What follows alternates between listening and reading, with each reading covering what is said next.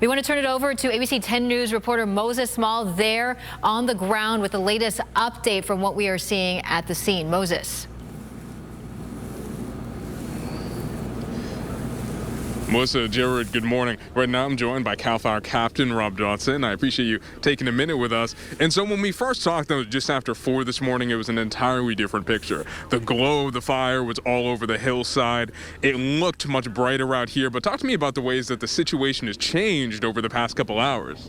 Yeah, in the early morning hours, firefighters did have some challenges with the fire behavior increase. They were experiencing extreme explosive fire behavior with spotting. Spotting's when embers from the main fire transition into unburned fuels, ultimately increasing the size of the fire. So that's what they were battling with in the early morning hours. As we can see now, currently where we're standing, the wind conditions have calmed down.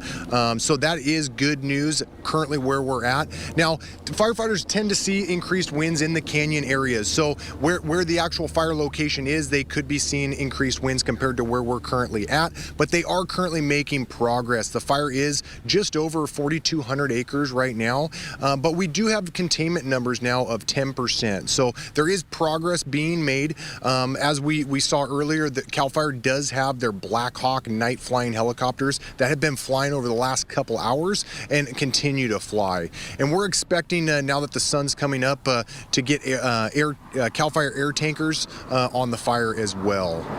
And so sitting here right next to the lake, we've seen those helicopters moving in and out throughout the morning. And with all the rugged terrain, just talk to me about the importance of those helicopters bringing water directly to the fire.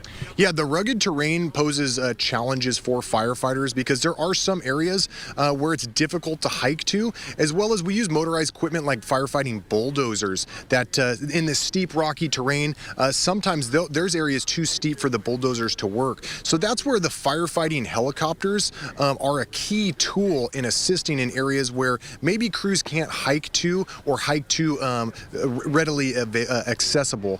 So we'll utilize those helicopters to drop in those remote areas. They'll also continue to extinguish any hot spots within the perimeter of the fire and assist crews with building the containment line on the perimeter of the fire as well. So the air assets are key, but they work in cooperation with the ground resources, and together they make a good team.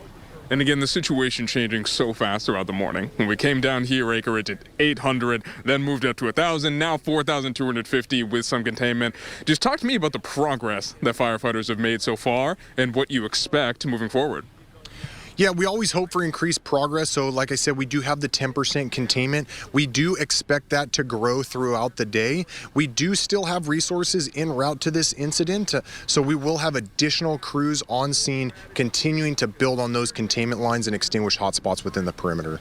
Again, CAL FIRE Captain Robert Johnson, thank you so much again for taking a minute with me. Firefighters working so hard for hours and hours on end as they work to get containment on the Border 2 fire. That's all I have for now. I'm going to send it back to you in the studio.